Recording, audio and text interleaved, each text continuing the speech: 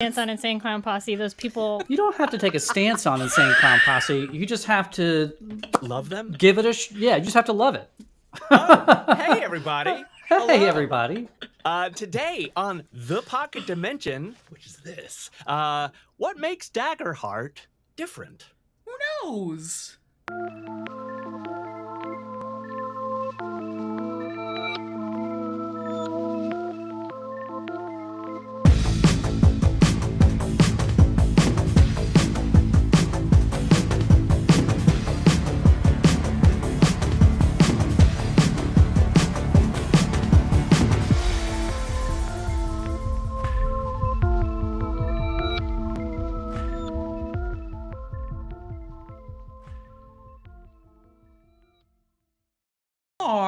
I was wrong. I'm never wrong.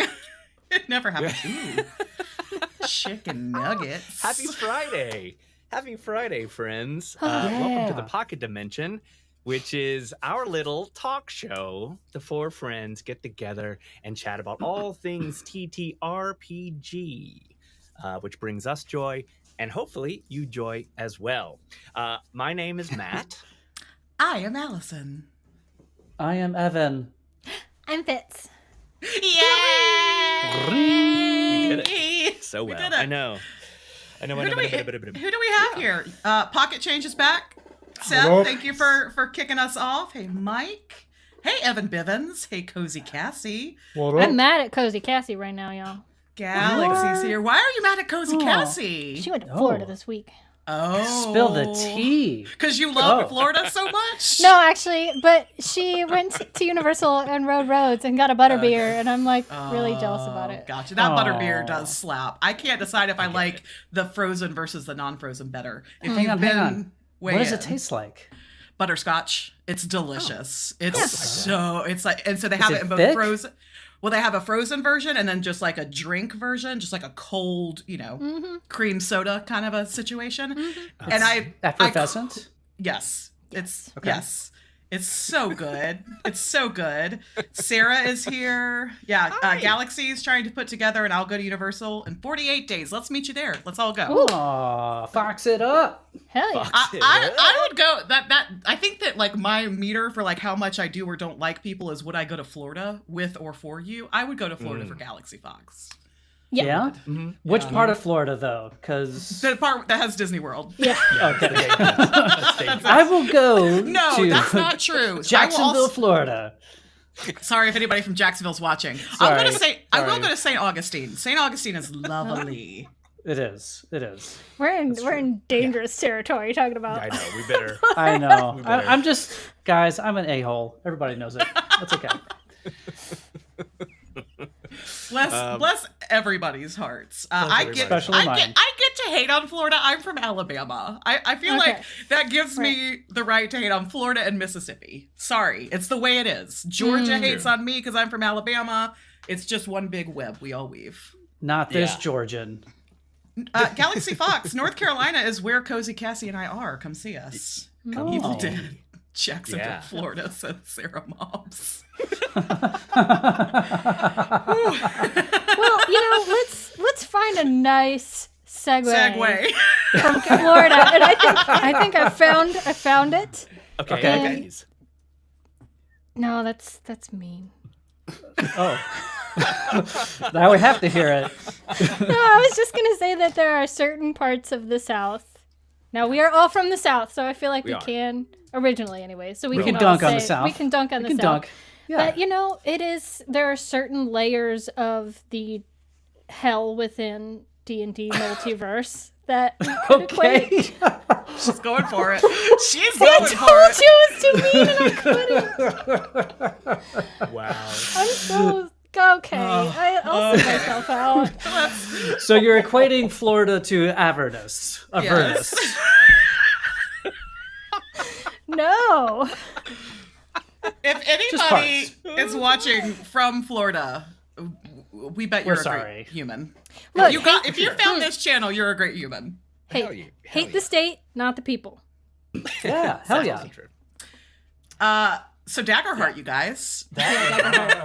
Daggerheart. We are We are in week 2 of our Daggerheart deep dive. We've delightful. already... It's so delightful. We've sprinkled some druid building in the Daggerheart demi-plane Nexus. We've talked about some GM tips so far. We got a Seraph video coming at you soon, dangling that little carrot for you. Matt and I are going to build. We're going to try porting over some characters from 5e in classes that don't exist in Daggerheart to see how that is later today. We're very excited for that. Yeah. Okay. But today we want to talk about what makes Daggerheart different, mostly from 5e, but we'll fold in all manner of other TTRPGs that we love and play, and also hate and play, because sometimes we hate play stuff. It's true. We do. Just rage play. Florida, the RPG. You know what? Okay, here's the thing. I feel like I jinxed myself because as we were starting, Evan was trying to egg me into making a hot take about Insane Clown Posse, and I was like, I'm not gonna go there. And instead, I alienated the entire American South. Meanwhile, Chris says we turned off the internet in Florida. Y'all are safe. Oh, thanks, Chris. Thank you. And you're still thinking about Insane Clown Posse, aren't you? I am. Yeah, we all are now. Thank you, Evan. Thank you. You're welcome. Anyways. Yeah. Okay. Which that's a good segue. I'm going to create a Daggerheart character, and it's going to be the Insane Clown Posse. Yes. Oh, see, I thought you were going to say Florida Man, because that would be fun to play. Just Florida Man, right? Like a ranger, has a gator. Oh. Yeah, okay. I saw a TikTok this week that just reminded Americans that how Americans feel about Florida is how the rest of the world feels about America. I know. So I just want to... But see, okay. Wow, that shut us up. No, that's a segue. We don't. I actually fight for my love. I defend my love for the South in many ways, and one of the main ways that I defend my love for the South is that I live in the South, mofo. I'm saying I defend my love for it, and I'm Defend saying my love. I'll defend yours as well. You ready for this? Thanks. Yeah. The thing about the Southern states they are the most proud people in our entire country. They are the loudest and the proudest, and that can be used for good and that can be used for evil. So that's why the rest of the world think that the entire U.S. is the Southern states, because we are from the rooftops, But From best the music. rooftop, shout it out. Fight me. Best music, best food, cultural standings. But then again, the Midwest brought us TTRPGs, so. Speaking of Gary Con's going on right now. So if you're at Gary Con and watching this later, Lil's Hayes says Sal's got some good eats too. It's true, we do. It does. Yeah. Okay. Well, on that note, what does it make Daggerheart different, y'all? So we'll segue from Florida into hope and fear, because we sometimes hope that Florida will get their act together, and we fear the repercussions if they don't. That's the segue we were reaching for. Good one. I tried. Inspiration for you. So that's been the thing that has been, kind of sticking out. I know as Fitz and I have been reviewing some of the materials, like that's the thing that keeps coming up is the addition of rolling with hope and fear. So if you haven't popped open Daggerheart yet, the real quick and dirty download is players, when they're rolling, roll 2d12s. They are pre-designated. One of them you say, this is my hope dice. And the other one you say, this is my fear dice. And much like Powered by the Apocalypse games, you can roll and you can still meet the threshold you're trying to meet, the DC, but your fear dice rolled higher. So that means you got what you wanted, but fear was involved. Or on the flip side, hope is higher. You rolled with hope.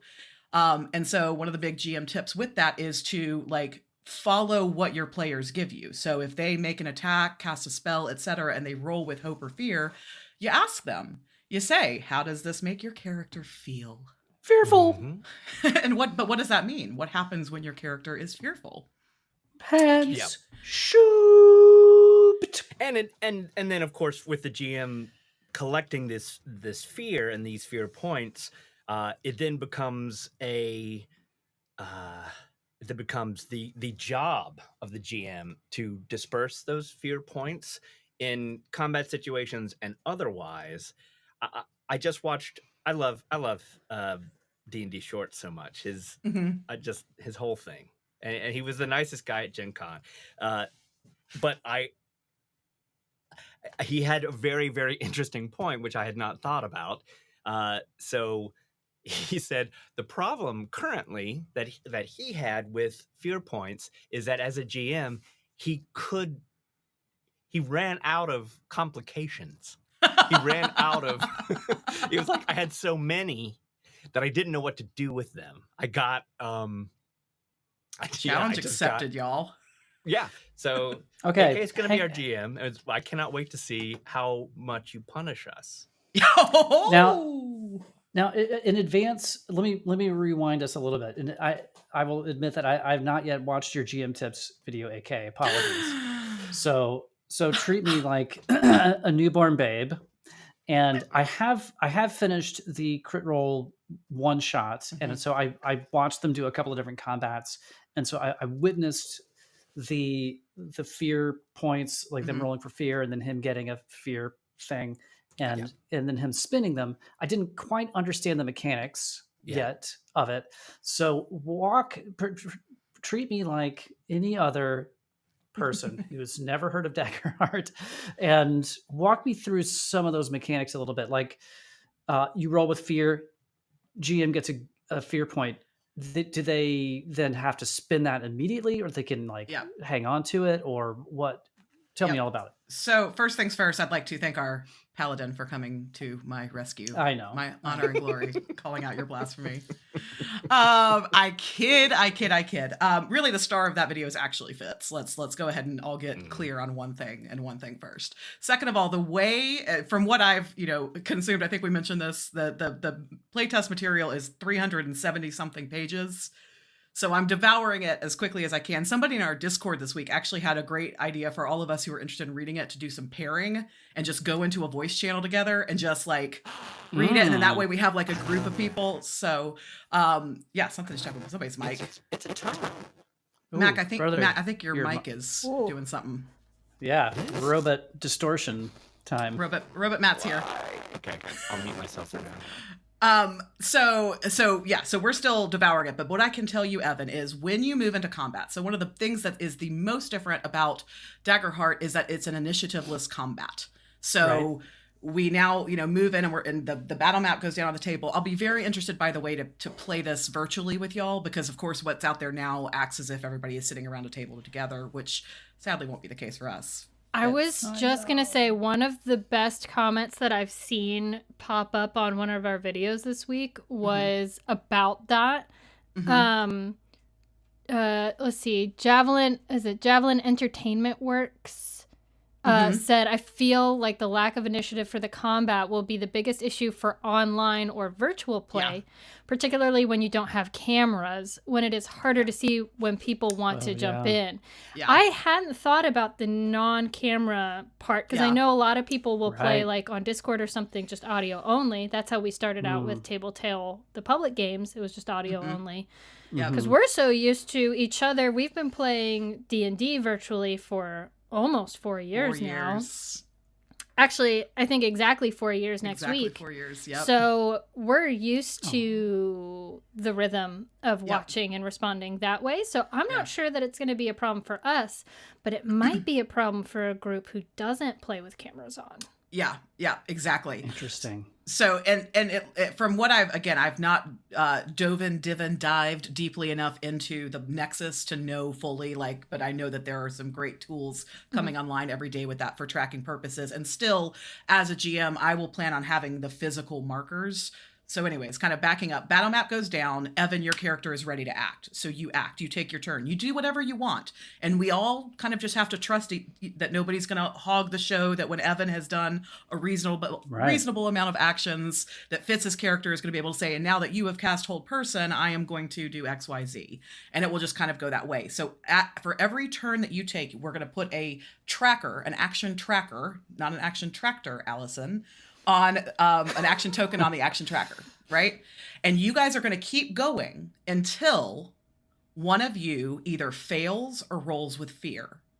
And then, as the GM, I will get to pick up all of those action tokens, and that's how many turns I can have your adversaries make, or your environment. It doesn't have to be a strictly one-on-one.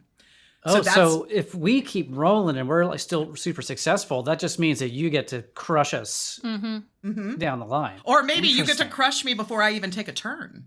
Yeah. Interesting. Wow. Although I just read something last night that was very interesting because, Daggerheart has now become my bedtime reading. It is what it is. That they found it's sort of tucked away in there that surprise rounds for GMs. Yes.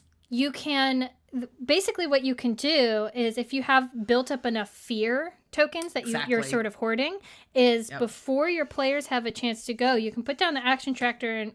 I did it. See? I just said it. Tracker and say, I'm going to spend 2 fear because this is an ambush. And so I'm going first. Exactly. So action is basically action tokens are 1-to-1. So you take an action, 4 of you go, and then somebody rolls with fear on the 5th kind of round. So now I've got 4 tokens. I can then convert my action tokens into fear tokens, and I can hold on to those. Wait, and what do you do with those? Well, hold on. I think it's a 2-to-1. I think it's 2 action tokens to 1 fear. So you have to have collected. So say it's an ambush, you have to have collected enough fear to cash in your chips for action tokens to use to do the ambush. But at any time you can sort of like exchange those items to do certain things. Yes. Yeah. But here's what it's 2 action tokens equals 1 fear token, but then you have to have 2 fear tokens to be able to spend for things like the ambush, or there's like a countdown clock mechanic that's really cool that you can use to advance the countdown clock. Things of that nature you require 2 action tokens to spend on that. Okay. By the way, we're getting some comments for the action tractor to make its way into the treasure trove of TPD t-shirts, Evan.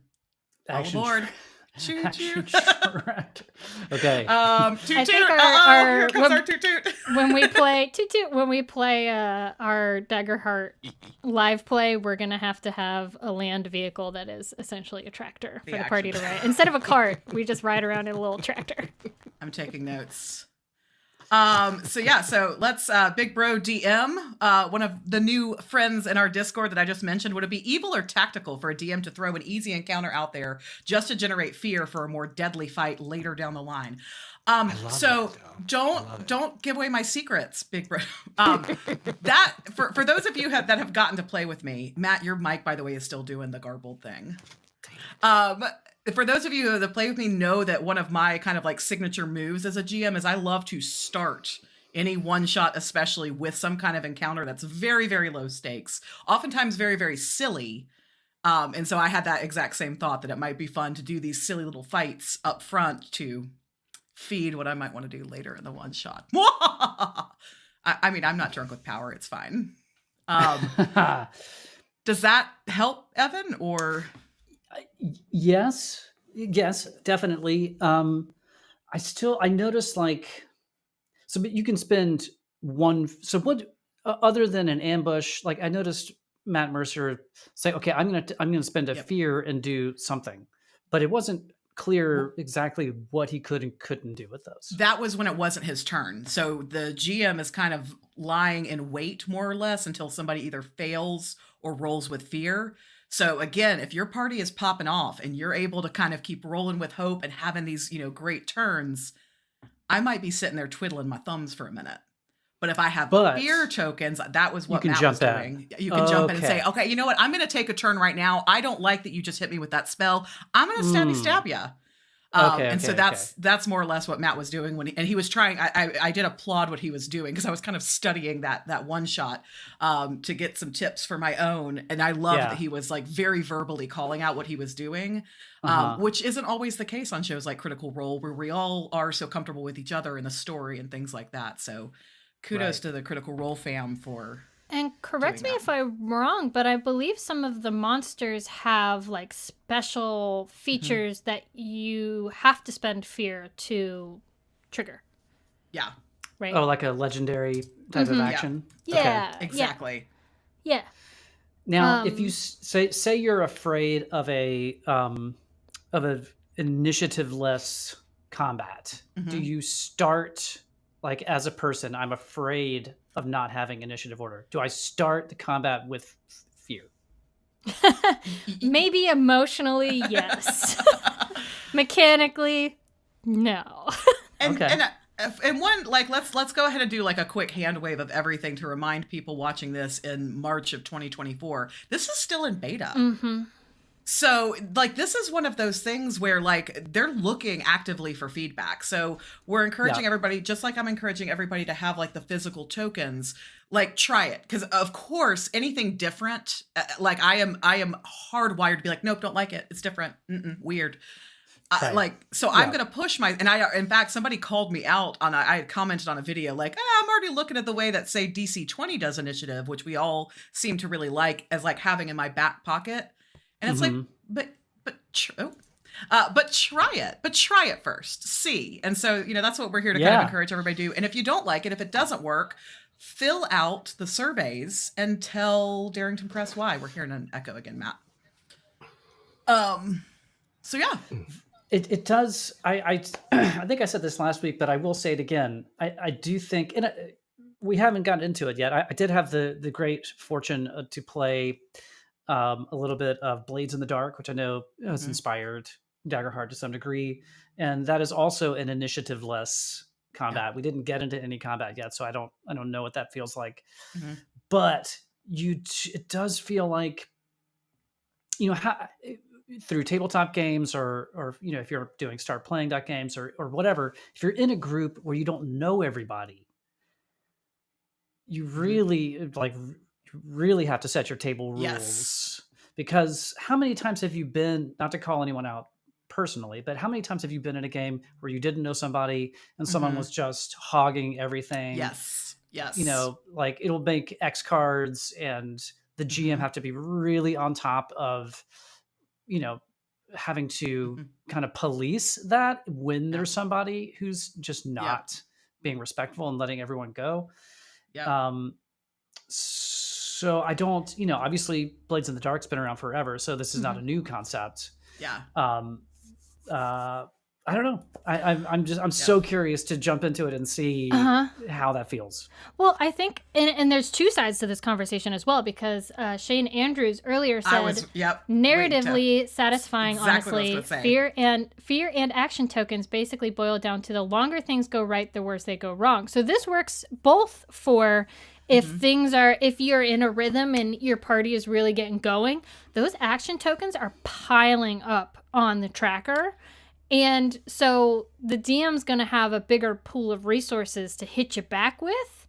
And for, we'll call them maybe like action hogs, the party, the above table, the people are going to have that conversation of like, because you're taking so many actions, you're causing the party to have problems because you're giving the DM resources before we can even do anything.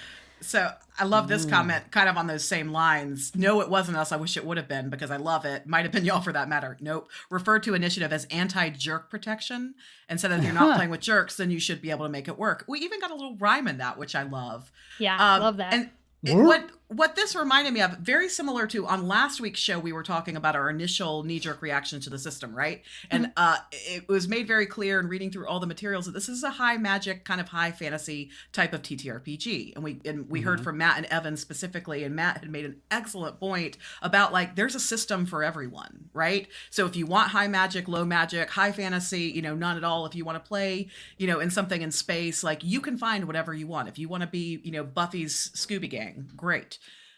I think that might, maybe Daggerheart becomes the game that a lot of established parties play and is less strangers, online. Maybe. That is just purely anecdotal at this point, but like I'm leaving root. And I think also, though, that's why I'm just going to speak for all of us now, Royal, we are so excited about Daggerheart, because we have a close-knit party and have kind of learned the give and take. And there are some sessions that are all about someone's storyline and some that are less so. Y'all are feeding me so many great comments, and I'm like, yes, I want to just pin everything y'all have to say. Yeah, pin it. Maddie, how are we sounding? I miss your voice. Are you? Yay! Beautiful. There you go. Beautiful. Okay. Yeah, I did. As long as you guys are not. It's a little loud? Oh, cool. Which never happens. Weird. Okay. Don't touch it. We'll deal with it. It is loud. It is loud. I'm so sorry. Yeah, it is a little bit loud. I don't know what gremlins, y'all. Gremlins, you know. We've been having some sound gremlins. We're having sound gremlins. How's I'll that? call this Is that better? one out, saying I haven't been able to read the playtest materials, but I've seen that there's a section. One thing that is great about is that they do, like, there are some fantastic, even some of the best coverage of lines and veils, for instance, and how to facilitate those conversations in the playtest materials. So if you've never done that, but like, it's never too late to learn. Like we even though I just bragged about us being a close-knit, group, we can probably go through and do some lines and veils together. Yeah. Matt, I only know one line. Yeah, just line. Yeah, just one line. Just a singular one. Yep. And Evan's trying to push it every time. It is such an interesting split between parts of this game, again, just the beta, but parts of this game that are that really need some experienced players and then but the setup of it is so geared towards noobs, and I love that. I can't wait to find in this year that I love that everybody, Matt Mercer especially, keeps saying break this, because that's what we say as developers, and that's what we say as designers, and like you can be super proud and happy and something work for you as a playtester or a designer or a developer, get it into the hands of people who are then going to bring it to life on their own, and they need to break it. They need to have text that goes too far, that breaks your little nice div, and something that just doesn't work. Like, you want to play with your parents tomorrow, and it's just a little too deep for them. But I can't wait to see how they come to the middle, yeah. Can I yes and what you were just saying, brother? Because I had a little bit of a revelation that, I've had spicy and really uninformed hot takes on min-maxing in the past. I've really come around that, but I feel like min-maxing is the most valuable in a case like this, where you're actively trying to find the edge cases, right, of a system. So you need people who are going to push it to its absolute boundaries and beyond to break it, to see how far it needs to stretch. And I will go one step further, and as in my life as a designer and developer, that I need to think more like a min-maxer to break my own designs. Whoa. Anyway, yeah, I know. I want you to max a druid for us, Evan. Okay. All right. Let's break it. By the way, in our comments, we're forming a punk rock raccoon band. Ooh. Before our very y'all are amazing. I love having y'all here. Oh, part folk, part punk. Yep. Metaphorical. of course. The name is Metaphorical Table Flipping is the official name of the band. So. I mean, I'm thinking the combination between Green Day and then Billy Joe's amazing side project with Nora Jones. Yeah, Nora Jones, where they do Everly Brothers songs. Yeah, that. So okay, wait. I have not heard of this, but I have to consume it. Oh, one of my favorite bands is the Ava Brothers, and a million years ago, we're talking like 2004, they had a side project called, very appropriately, Oh What a Nightmare. Where they just screamed a lot. Basically, it was tried to call it punk, but I'm like, this is just like scream, like beyond screamo. Yeah. But Sarah Mobley has offered to dress as a raccoon and alternate between scream singing and crooning like Joni Mitchell, which is so the vibe. You glorious weirdos, I love it. And Digital Twisted's going to play cowbell, so this is great. Sound off what instruments you're bringing. I'm really good at tambourine, to the point where I've like woken up with bruises on my hands from slapping it too hard. So like, I'll be your tambourinist. Why you gotta slap it so hard? Slapping the bass. Shouldn't slap it so hard. I'm a min-maxer. I go hard at whatever I do. We all know this is true. Okay. Why walk when you can run?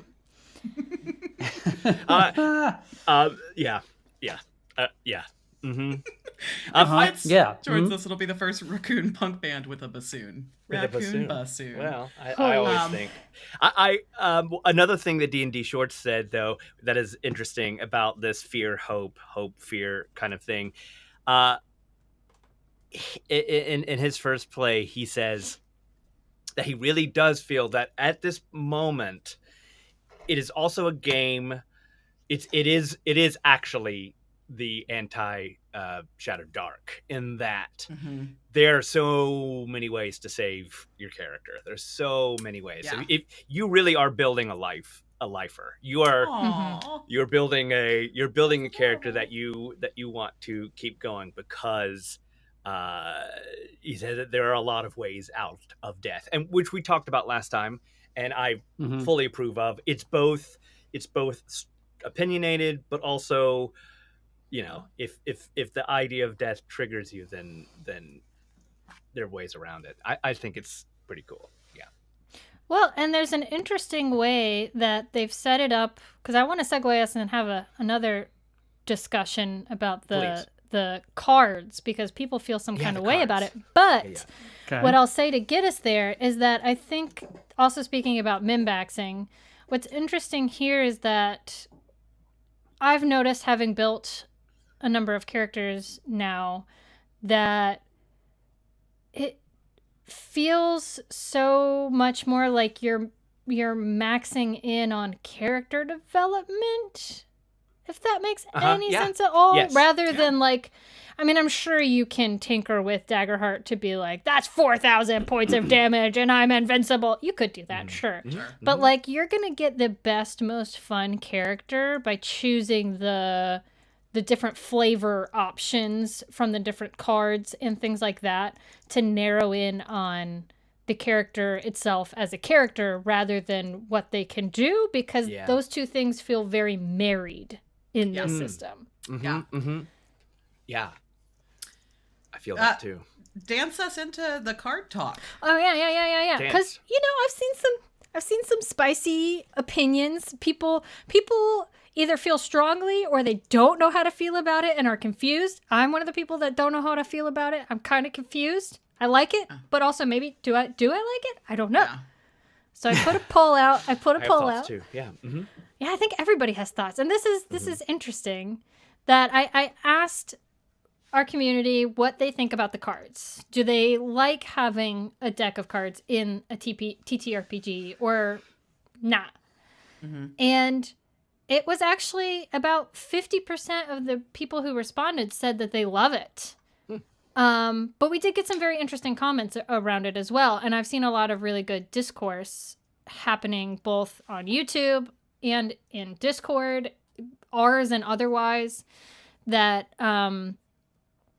somebody summed it up really well. Why I think there are two reasons why I think I like the cards. Trollsmith said it. They said, I'm less excited about a card deck than rules that are so simple and pithy that they fit on the cards. Exactly. Really cuts down on the flipping through a book during game time. Loved that comment too. Yeah. Yes. So I think the comment, and I've just enjoyed the art. I love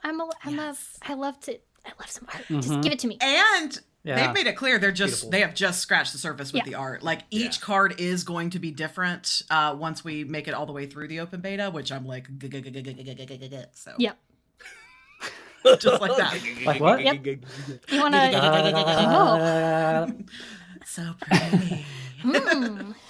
Honey.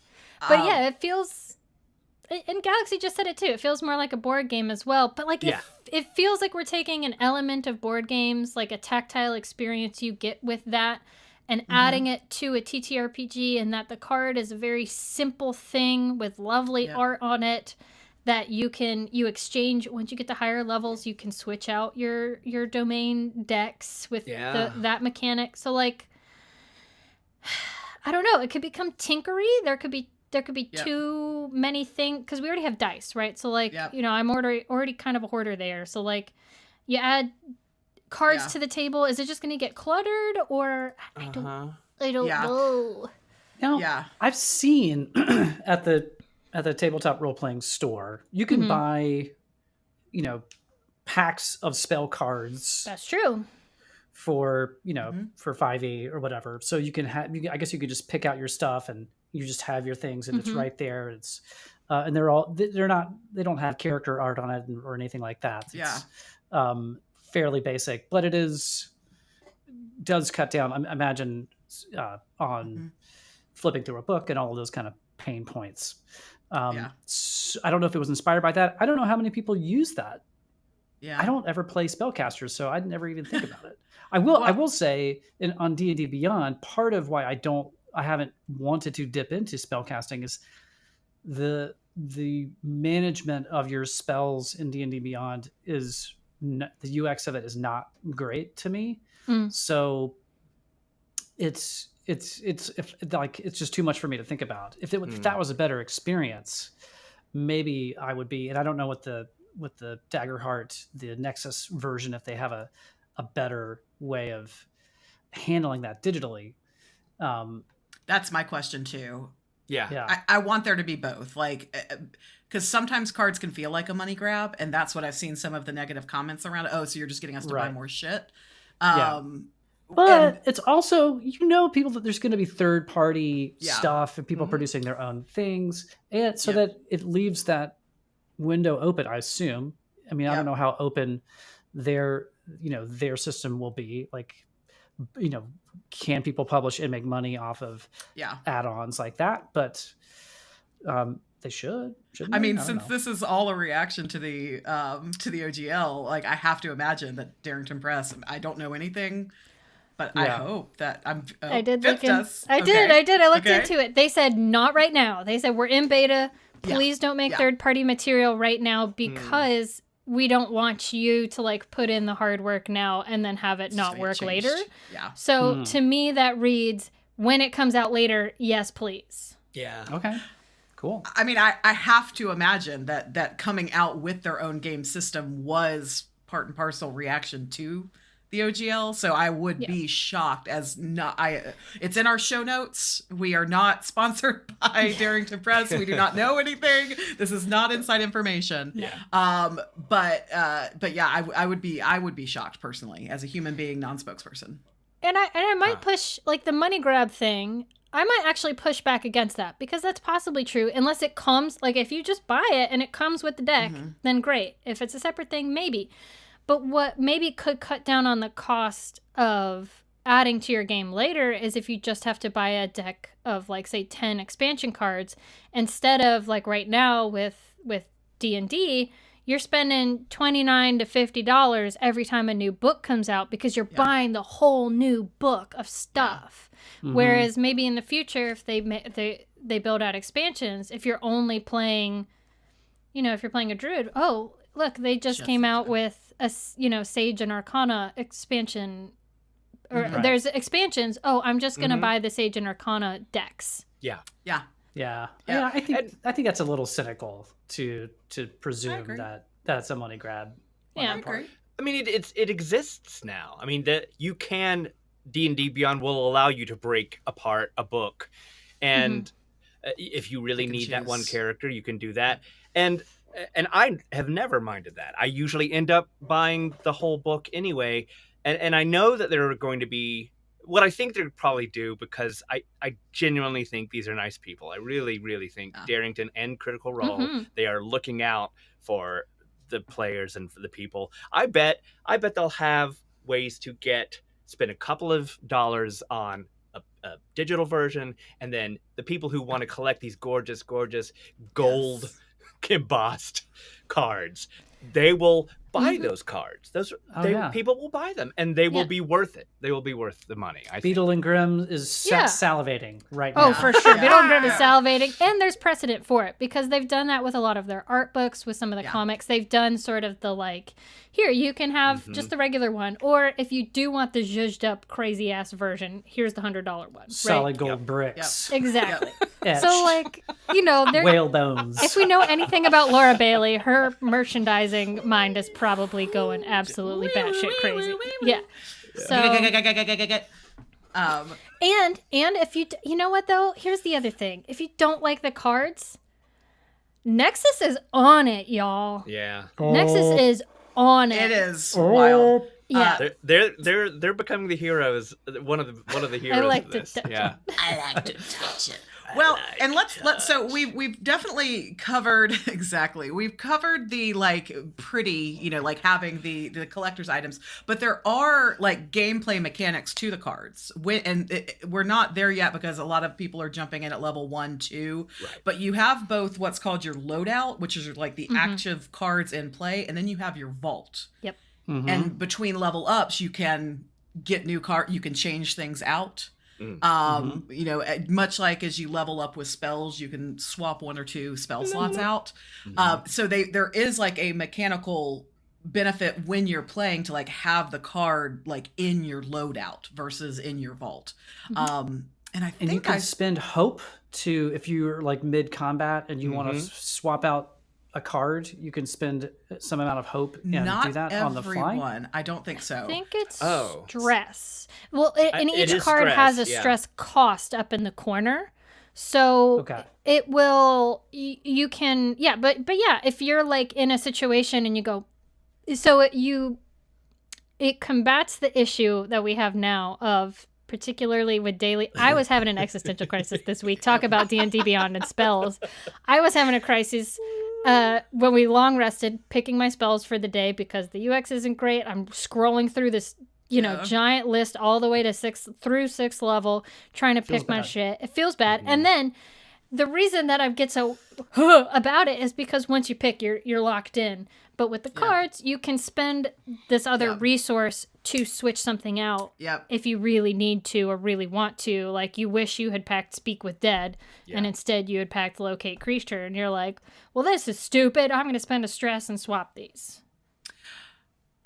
Quick call out for Evan and for all 39 of you currently watching, which is a pretty healthy stream so far, and all of you watching the video on demand. We definitely all need to respond to the playtest surveys for 276 Druid subclasses just for Evan. That is the level of shade I want to see in more of our live streams. So yes, and to this, everybody fill out playtest survey. Everybody ask for more Druid subclasses and for more cards. Apparently, this honestly, the both the survey and everything that you guys are saying, along with what's being said in the chat right now, is surprising to me. I thought that it was going to be much more heavily anti-card. So my hypothesis was very wrong, and I am loving this discussion. But again, it's like any company that will create something in text form mechanically and give it to people. You pay for that, and then choose to kind of, so if we call this the open source version, right? That is available to everybody, and you do not need physical things, and you're not playing physical, but they give it to you and they allow you to have this, but then expand on that for money. Oh, I'm so into it. I'm just, that is my favorite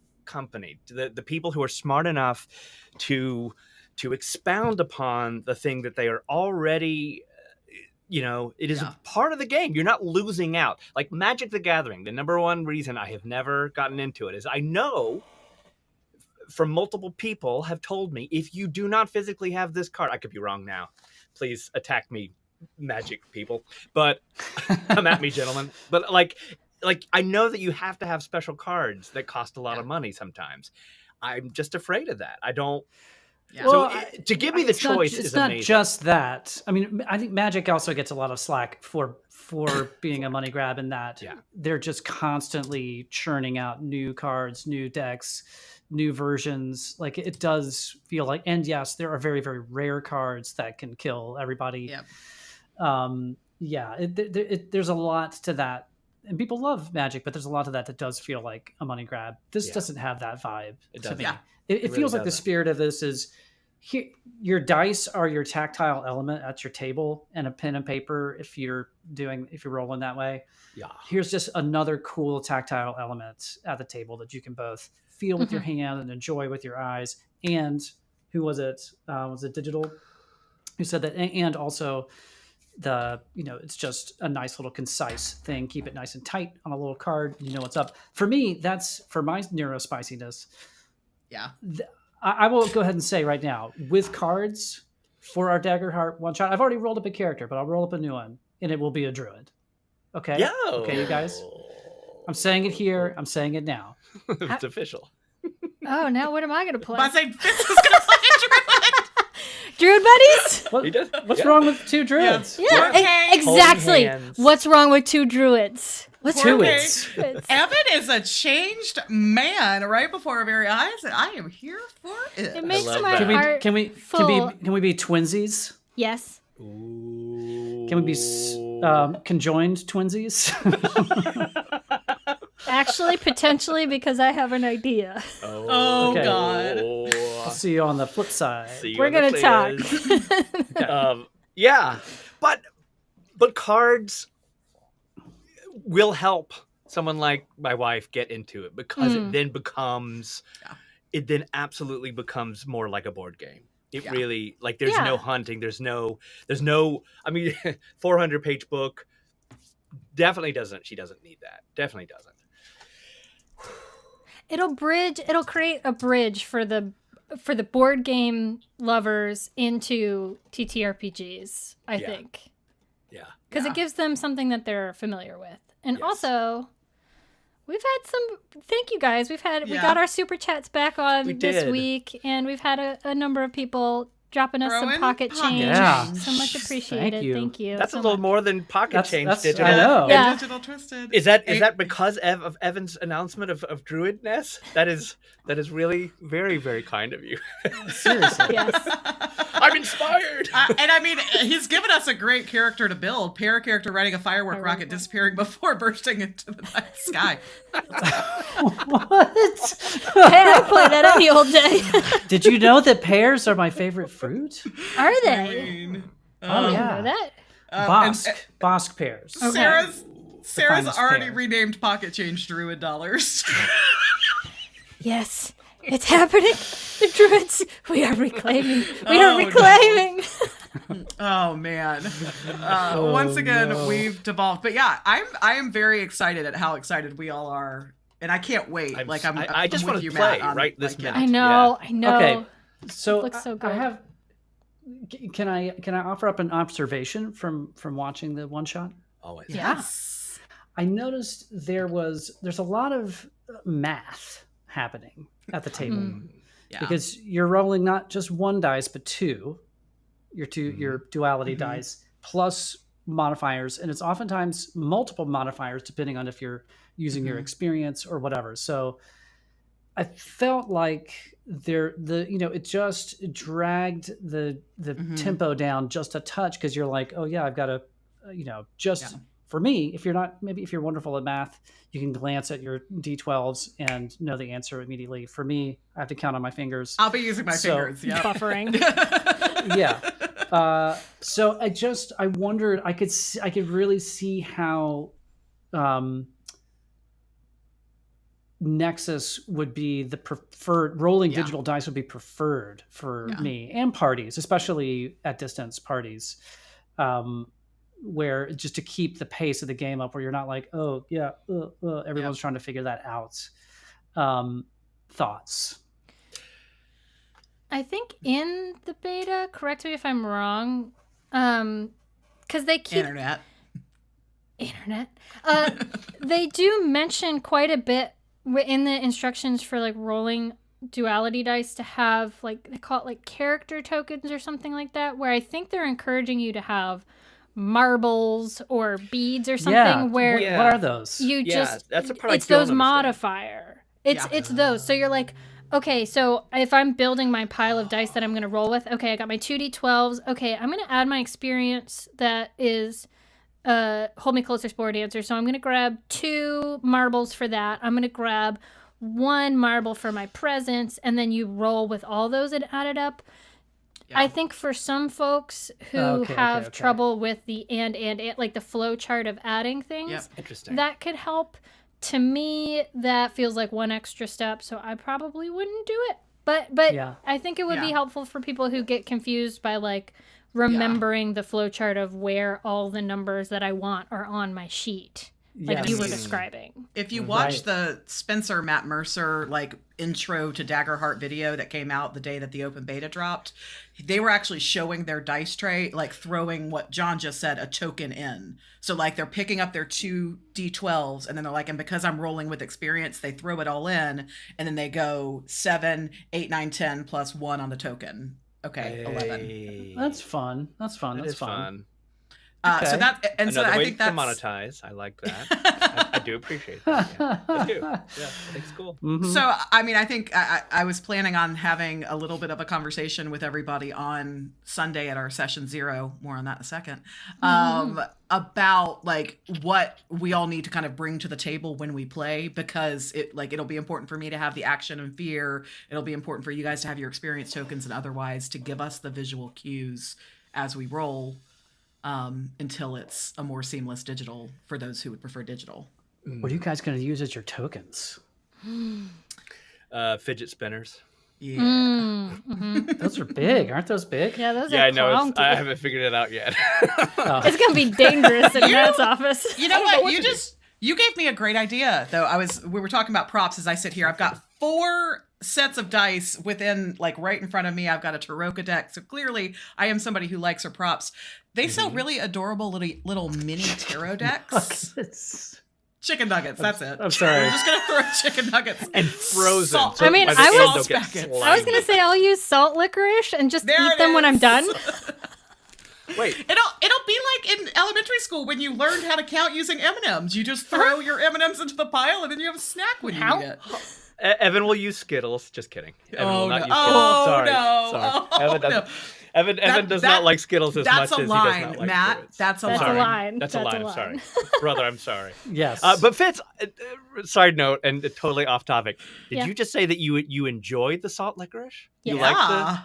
Yeah. I did not know that about you. You and Lindsay Drexler. And Allison I mean, Kendrick. you guys are so similar. Yeah. She Yes. tried it. She tried it over December. We bought a hoard of Swedish candy and she liked it. And yet not olives. What in the hell is that about? That is mind blowing. Yeah, that is weird. Anyway, but we digress. Yes. I am weird. Your tokens could be edible or edibles. That can get real Reese's weird. peanut butter cups. No. The little mini Reese peanut butter cups. I do like that. You mean idea. Reese's? Reese's. I was planning on just getting like the little glass, that you make like stained glass out of. But now I'm thinking I'm going to get a mini tarot deck, and that's going to be my. Oh. Those are going to so then that way I'll bring tarot into this and see what the cards will also tell the story. It's going to be fun. Bold. Yeah, I want to hear. Ideas. Yeah, I want to hear from you guys what y'all are doing. I love rocks. Jack says Exactly. Because Fitz said edibles. I said edibles. I am here for Nice. Amazing. Jax are on the same page. Inspiration for Jax. Toke'ns. Crap. Oh man. There's so many cool things you could do. I like Mike. He said rocks. Just rocks. Just rocks. Yeah, let me go outside real quick. If you think that I don't have crystals all over my desk too, You could. I may be rolling with crystals. It's fine. I do. So I have another question for what y'all think as we talk about like combat and stuff like that, which is so players are rolling D12s. GM's just rolling D20, y'all. Yeah. I kind of don't like. I don't know how. I mean, I guess I'll know more. I do like that. You do? And they can't have critical hits. Yeah. Your GMs can't? Yeah. Oh, And players get a 4-point advantage. Mm-hmm. It really is the player's survival game. It really is. And I bet that will It's disappointing change. For me. No, I bet they'll make like just like Shadow Dark some like different rules, different grinder version. Yeah. Sorry, not grinder version. You know what I'm saying? Or maybe different grinder. Different grinder. That would be great. Yeah. I noticed though last night, my little DC 20 bing went up because I was reading the GM section and you can get triple, quadruple, whatever advantage that you want to as a GM by spending fear. So you're not limited to just the regular 2D. Well, and actually that's what Eric just said. Fear tokens make up for DMs not critting. So yeah. Thank you, Eric. Because you can roll with, if you're like, no, this big bad is, because the whole thing is it's fiction forward, right? Yeah. So don't be, and they say this so many times because they think they're worried people are going to get a little crazy, but they're always like, just make sure the narrative calls for it. But if it does, you can spend some fear tokens and really crank up the danger. Rush. Yeah, follow the fiction is like the major tenet on which this whole thing is built, which I love. And I think characters roll d20 for some types of damage. I haven't found it yet, but I think it's in there somewhere. Mm-hmm. I don't know There's which. some damage. I haven't found what feature uses that. Speaking of which, that was another thing that I found people. I'm curious to see how it feels to calculate, like, you do this much damage and it equates to this many hit points, right? Yeah. Very similar, speaking of DC 20, because there's, kind of the major, minor, severe approach, which is similar to... So for those of you who are maybe new to our channel, we love a game called DC 20 from the Dungeon Coach. And so he calculates like every 5 points above an armor class that you hit is, like you've got heavy damage, brutal damage. I forgot what the one above that we managed to get in our one shot was. And that kind of reminded me of this, where like whatever you roll is how many. Yeah, then you can add an armor, and that's where honestly, Evan, I am worried about the math. Is that like it's no longer like a hit is just a hit, like meet it, beat it kind of a thing. It's how hard did it hit, and am I doing anything to intercept it? And now I'm gonna subtract a point because that is honestly the one place I'm worried about getting a little squirrely. We'll have to get, it feels like you have to get good at that. Like once you get good at it, it's probably the rhythm will be fine. But initially, I bet it's going to feel awkward. Weird. Yeah. I think someone said that in our Discord. Who was it? Because I think 2 people so far have actually run. I know Hecate and somebody else did. And I can't remember. I don't want to pause and go scrolling, but they were saying that at first it was awkward, but the players were able to sort of figure it out as time went on, and it became easier. The one area that was the more difficult choice was when to and when not to use your armor damage reduction. Yes. Since it's a choice, not a flat thing. Does or doesn't it? Yeah. Okay. Interesting. Well, y'all, we have filled an hour of some super great fun chitter chatter, and we could keep going. We could keep going.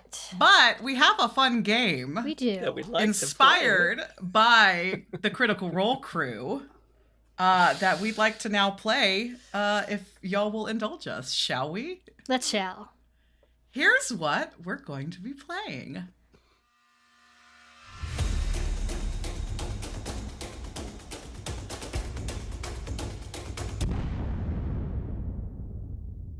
We're not playing Daggerheart. We're playing Daggerheart. Daggerheart. Daggerheart. Right. Yeah. Yes. Daggerheart. All right, let me get my notes up here and ready to roll this. So a simple little game that is going to test our players' knowledge of Critical Role weapons. So famously, Dagger from Vaxildon. Spoiler alert, I will not be including any of his weapons in Damn here. it. I felt like calling it Daggerheart and then using a Vax weapon would probably give an unfair advantage. That would be, but I would have known them. Speaking of unfair advantages, I do feel that this game should be subtitled "The Game That Matt Has No Possible Chance of Winning." That's not true, because it's multiple choice, Maddie. I got you. I have to be pretty good. Are we going to get bonus points if we rename these weapons their true and proper name? You're going to get bonus points if you can tell me what kind of weapon it is. Okay. Are you telling us who wielded it, or no? That's your job. So I'm going to name a weapon. Okay. So here's what we're going to do. First things first. I do need my players to roll initiative. Yes. So we can determine our order. Matt, are you good being the scorekeeper? I can be the scorekeeper. Yes. So Dear I have Google? my beautiful dye today. Die. I'm so glad I bought these. See? Again. Again. I'm still so jealous about that situation. I just used Google. I'm being boring. You guys are using the dice I'm jealous about. I rolled an 18. All right, so we've got Fitzy with an 18. I rolled a 19. Oh. And Evan? Natural ones. Well, you guys are already in order on the screen, so I don't have to make any changes. So that means, Maddie, you are up first with question number 1. Are you ready? I'm so ready. Your question is, who wields Skin Gorger? Mm-hmm. Is it A, Grog, B, Ashton, or C, Yasha? Ooh, some music. Good. The good news is I have watched the animated show, so at least I know who Grog is.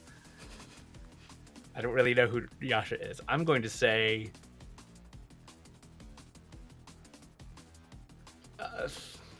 B, Ashton. That is incorrect. Yeah. Can I steal? I don't have steal mechanics in Damn here. But go ahead and tell us the answer because I know you know Yasha. it. And what is it? Do you know, Fitz? It's like this giant ass sword. Is it a great sword? It's a great sword. All right. So no points on the board so far. Fitzy, could you please tell me who wields diplomacy? Diplomacy. That I know is... this one. Sorry, let me give you answers. A, Percy. B, Caduceus. C, FCG. Oh, it's Percy. It's Percy. And do you know, for a bonus point, what diplomacy is? Oh, it's a gun. I don't know what kind. That is incorrect. So Fitz gets 1 point.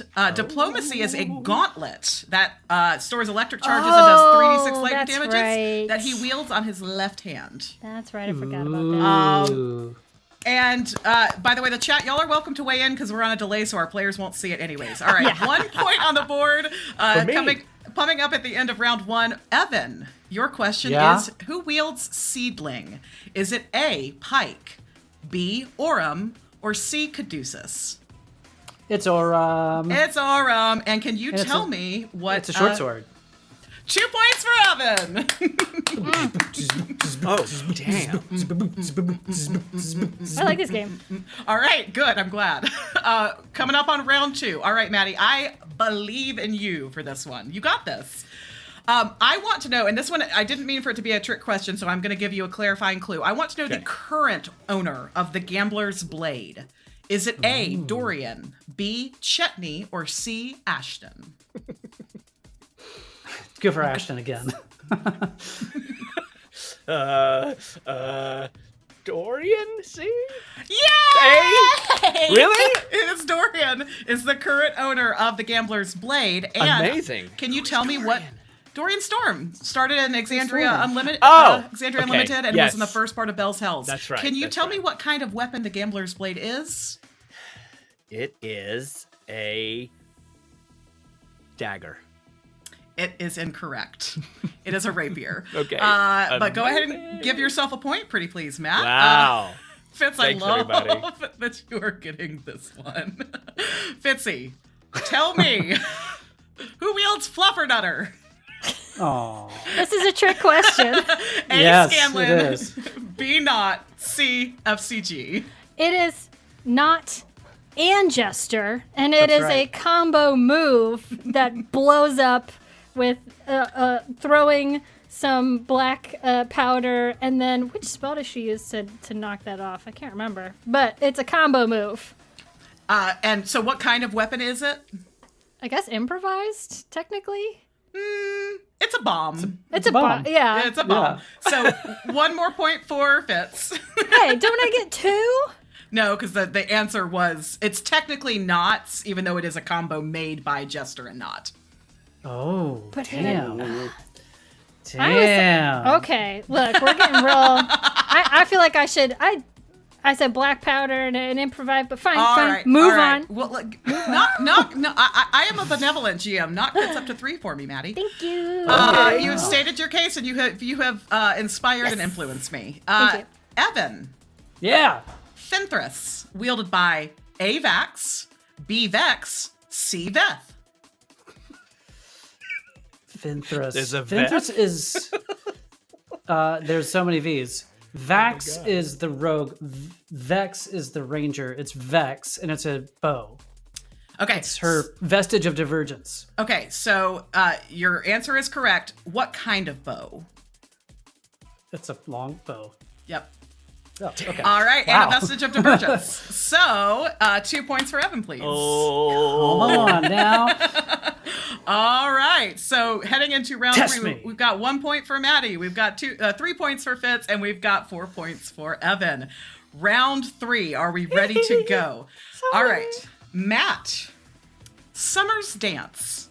Was it wielded by A, Ford, B, Jester, or C, Mollymock?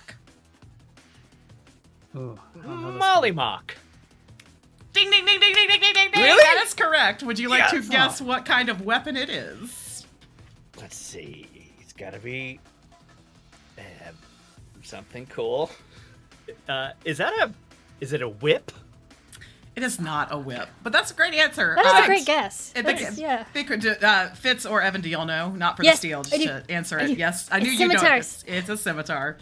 All right, Fitz. Yeah. The Star Razor. Was it Oh. wielded by A, Ford, B, Bertrand Bell, or C, Chetney? Oh, it's Ford. Forward. And what is the Star Razor?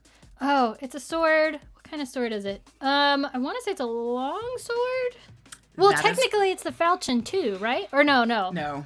It's not- just a long sword? Mm-hmm. I couldn't remember how that combo They got situation... the hilt from Pumat Soul. They got the blade as a reward from Wako and Rasana. Yeah. And then they went to Uther and had them forged. Spoilers. 4 years later. 4 years later. All right, so give 2 points to Fitz, please. Holy. All right, Evan. Come on, man. It comes down to this. You could tie, or you could take it all, or you could lose. No stress. Myth Carver. Is Myth Carver wielded by A, Chetney, B, Scanlan, or C, Jester? Oh, Myth Carver is Scanlan. And for either the win or the tie, do you know what Myth Carver is? Myth Carver, it's gotta be, I mean, he's a gnome. So it's gotta be a short sword. Right?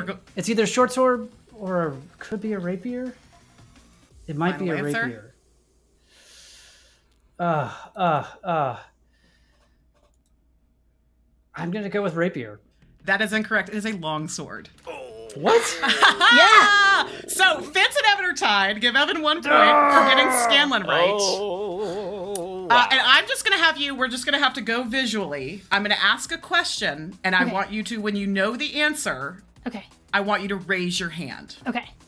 And I'm just going to do my best to call on who I see first. So hands down, are you ready? Yes. Who was the original owner of the Gambler's Blade? Oh, no. Yeah. Go ahead, Fitz. Go ahead. I think it was Percy. That is incorrect. No! Evan for the steal. Bertrand Bell? Yes! Oh, shit, that's right! Oh. Yeah. I wanted it too bad. I was too eager. Hey, I just want to say this. First, congratulations, brother. Secondly, Thanks. I almost shed a tear just now because y'all, Evan introduced us to this amazing thing, Yeah. Critical Role, and I just love. But the one that I've the most verklempt about is AK, and just how her knowledge of this game and this world is just, it's so beautiful to me. I mean, Fitz is the lore keeper, so you always get points for that, Fitz. But I just, y'all are awesome. Y'all are awesome. Just so cool. And I do want to say that, like, so Fitz pointed out earlier, I'll take us back into formation, that it was 4 years ago in 1 week. So 4 years ago that we formed our party and got this whole thing started. That means that 4 years ago today, I was full of haterade still for Dungeons and Dragons. Didn't true. know what the heck That's what I'm Critical Role saying. was. That's what I'm saying. It took a solid 6 months, if not more, for both Fitz and Evan to even convince me to watch Critical Role, and now it's all I consume. Yeah. So Someday I will catch up someday. Well, thank y'all that's for why indulging the Legend me. of Vox Machina exists, and soon to be true. they will have the animated Mighty Nine. So just Okay, you good. know, look. I'll just one Sometimes- step at a Looking time. forward to that. Me too, dude. But like, you know, the live action isn't the best for those with some neurospicy types. I know. It's fine. Unless you're playing it, which segues us into our final point. Perfect. Let's go. So we, if it's not completely obvious, are absolutely going to be heading into some Daggerheart actual play for this channel. Our great friend Seth McKay, who joined us for our DC 20 and some Shadow Dark fun, will of course be joining our party once more. And we have decided to do things a little different this time. We are going to do a very official session 0 that will be put out on this channel later in April. But we're going to do our session 0 and stream our session 0 for our patrons this Sunday, starting at 1 p.m. ET.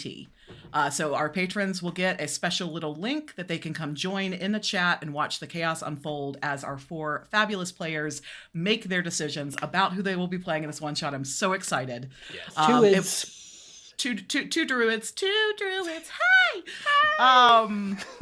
We'll do a little bit of world building together and deciding on where exactly we will be setting this adventure. And I can't wait. So if you'd like to be part of that, go to the link that is in the show notes. Yes. Become please. a patron. Surf into our Discord if you'd like. It's We'd love cheap. to have you.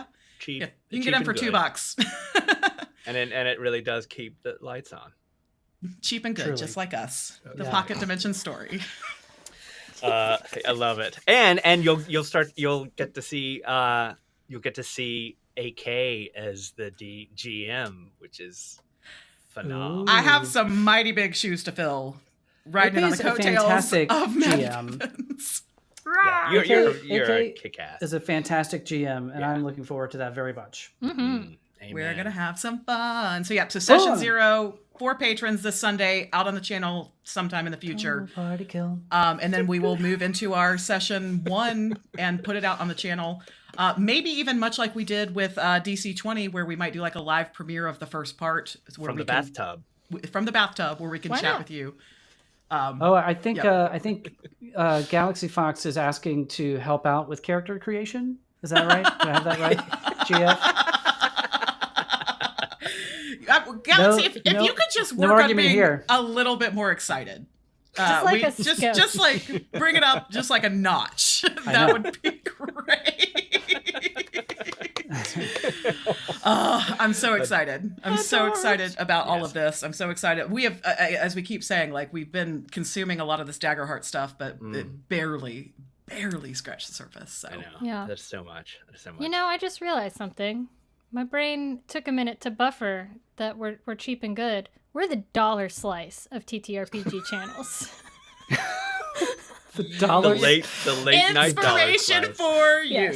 It's so true. We're Or the the late hot night dog. dollar slice. What's the hot dog place? Papayas. Papaya Grace dog? papaya. Yeah. Papaya. Grace Ye- papaya. Oh yeah. It took me a minute to understand that you were talking about pizza, and all I could visualize was Dollar General, and then I thought about pizza from the Dollar General, No. and then I thought about us, and I thought, wow, Ouch. I don't know. That's the image that we want for our raccoon punk rock band. That's the image for them. But Yeah. for us, Yes. we're the $2 slice, the dollar slice. Yeah. There we go. Okay. Yeah. Yeah, So, hell yes. I love it. how about this? Hop into our Discord if you feel like it. Yeah. Link is in the Okay. show notes. All Tell right. us what classes you want to see. We're not saying that we're going to listen to any of y'all. Damn. Whoa! Damn. Let us know what you think. We're not going to take it into account. I am the Chaos Gremlin. You all know this. Well, Fitz is too. I'm the co-Chaos Gremlin. You all know this. Truly, though, we are interested. I was being funny and it didn't land. I'm sorry. No. What do you Okay. want? What do you think to the point of Galaxy already being excited? Yeah, weigh in. Let us know. We want to know. Yes. Yes. Four druids in a trench coat. Done. Sorry. Stupid. 4 druids in a trench coat. That Human think about. druids. Okay, yeah, and think about how no druids use real deodorant. They always use that hippie stuff. And imagine 4 of those mofos in a trench coat made out of 100% polyester and just on a August day. I use the hippie stuff. I think I'm okay, though. It's gotten I was better. about to say I use the hippie stuff. What have you said? I'm saying one person outside of a trench coat is probably going to be safe on hippie Dio. 4 hippie druids inside of a stank nasty. Why is it gotta be stank nasty? Look, I'm just gonna push back because I buy druid deodorant. I buy from a company called Meow Meow Tweet. Our next sponsor, deodorant. This week's sponsor is Meow Meow Tweet. Wild shaping into a bird? What? Yes. Oh my god. Okay. So on the topic of druid, we'll discuss druid's deodorant in our Discord, and we'll see you guys there later. How's that sound? Yes, please. Hey, so is it thank yous time to everybody who's here? Yes. Rockjaw, Digital Twisted, Big Bro, Sarah, Chris, Galaxy Fox. Oh my gosh, Mike, Edric. You said that better than me. Jax, Cozy, Cassie, Seth, of course, Amy. I don't know if she's still here. Big Bro DM, our Paladin, Tabletop Phoenix, and also TTP. Can I also say thank you, Yadric, for introducing me to the word neurodicey. Neurodicey. Oh my, it made my whole freaking week. So There's good. so many layers to that. Dice. I've replaced Neurospice with Neurodicey. Yeah. Jax fed us the great tagline Neurospice and Rolling Dice, and then Eric just one-upped it with the Neurodicey, just slamming that together, and we love it. So and we love you guys. We really thank you for being here. Yeah, seriously. So fun. You make life better. We'll see some of you Sunday. Hopefully all of you is in our Discord, and everybody back next Friday. Come on. Roll that beautiful beam footage. Goodbye.